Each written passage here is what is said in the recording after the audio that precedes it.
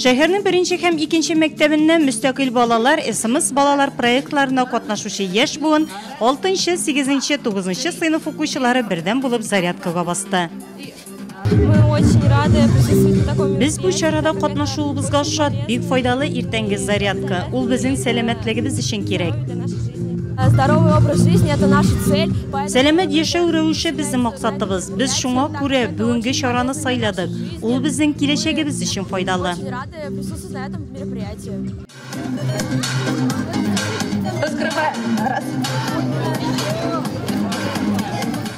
Әлеге матур күренеш шәһәребездә гадәткә кирип бара. Иртәнге зарядкага мәктәп яшендәгеләргә, спортчылар, шәһәребезнең төрле оешма учреждениеләрендә эшләүче өлкәннәр дә бик теләп кушыла.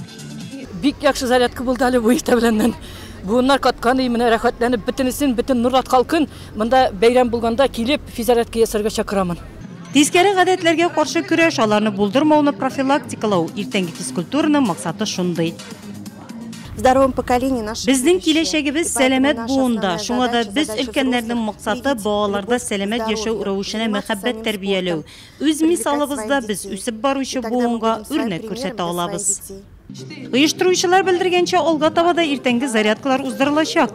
Шәһәрдәшләребез тагын да актив кушылсын иде дигән теләктә алар.